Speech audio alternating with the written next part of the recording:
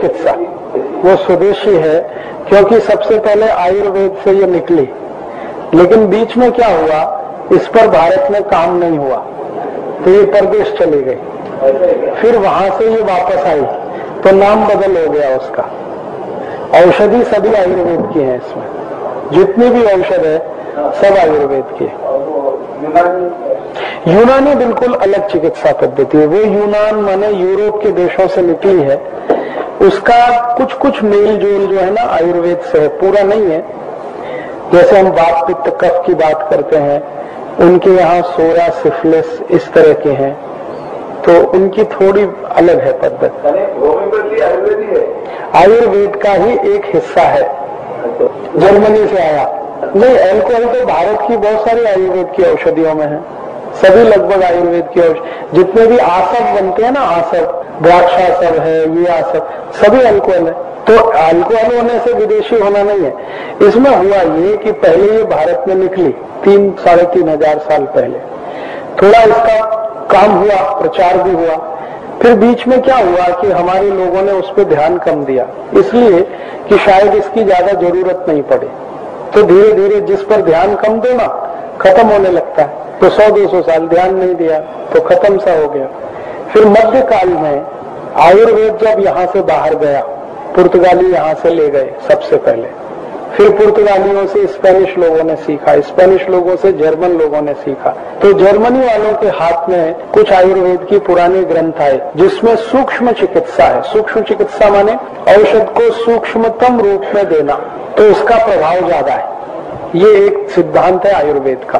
कोई औषध है जितने कम से कम में आप दोगे असर उतना ही ज्यादा है उसका। स्टेरॉइड होम्योपैथी में तो किसी में नहीं है, आयुर्वेद में कभी कभी होता है, होम्योपैथी में स्टेरॉइड मिल नहीं सकता। तो इसको उन्होंने, जर्मनी वालों ने थोड़ा इसको फाइन किया, इस पे काम किया, फाइन किया। फाइन करके जब ये प्रचारित हुई तब ख्याल में आया कि ये तो पहले भी था भारत में।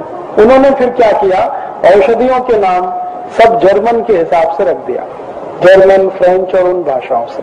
जब मैं नाम बोलता हूँ नक्स वोमिका, ये जर्मन नाम है, या आर्निका, ये जर्मन नाम। तो ये जर्मन और फ्रेंच दो भाषाओं में से निकले हुए ज्यादा नाम, अंग्रेजी नाम इसमें बहुत ही कम है। हाँ, सब बनती है ये, क्योंकि बनती तो सब जड़ी बूटियों से है। जैसे नीम है, नीम में से कई औषधि निकलती है, तुलस में से कई औषधि बनती है, आल में से कई औषधि बनती है, चूने की नीवड़ी है, उसमें से एक औषधि बनती है कैलकेरिया फॉस, जो मैं बहुत लोगों को बताता रहता हूँ। तो ये सब औषधि ऐसे ही बनती है आयुर्वेद में से, मूल अर्थ होता है उसी में से ये सब बनते हैं। इनके बनाने की विधि ऐसी है कि जैसे मान लो मुझे ये बनाना है कैलकेरिया फॉस, तो कैलकेरिया फॉस ये जर्मन नाम है, हिंदी नाम इसका चूना है, मराठी नाम चूना है, और जर्मन नाम इसका कैलकेरिया फॉस है। तो अब हम क्या करेंगे, चूने को पानी में भिगोएंगे, ठीक है, अब ऊपर पानी आ जाएगा, तो इसमें से 1 बूंद पानी लेंगे, चूने का पानी 1 बूंद, और 100 बूंद एल्कोहल में उसको डालेंगे, 100 बूंद एल्कोहल में 1 बूंद पानी डालेंगे। तो ये पोटेंशियल, मेडिसिन जितनी कम होती जाएगी, मात्रा बढ़ती जाएगी उसकी, ताकत औषधि। एक बूंद डाला, उसमें से 1 बूंद निकाल रहा है, फिर तो कितनी कम होती है औषधि। तो सूक्ष्मतम रूप में जो औषधि दी जाती है, प्रभाव उसका सबसे अधिक होता है। तो ऐसा 12 बार करेंगे तब 12x तैयार होगा, और 200 बार करेंगे इसी तरह से 1-1 बूंद डाल के उसमें से 1 निकाल के, तब 200 तैयार होगा। 1M माने 1000 बार ऐसा करेंगे तब वो तैयार होगा।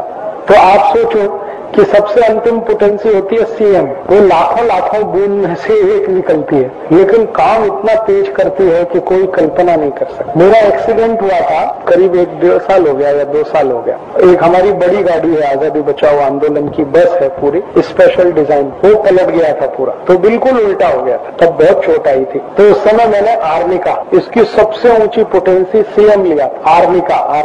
तो आर्निका की सबसे हाईएस्ट पोटेंसी CM, जिसमें दवा सबसे कम होती है। और स्थिति ये थी कि मैंने जिस समय दवा लिया उसके 3 घंटे के बाद मैं मेरे काम पे लग गया, और डॉक्टर ने कहा था कि आपको तो 2-2.5 महीने बेड रेस्ट करना ही पड़ेगा।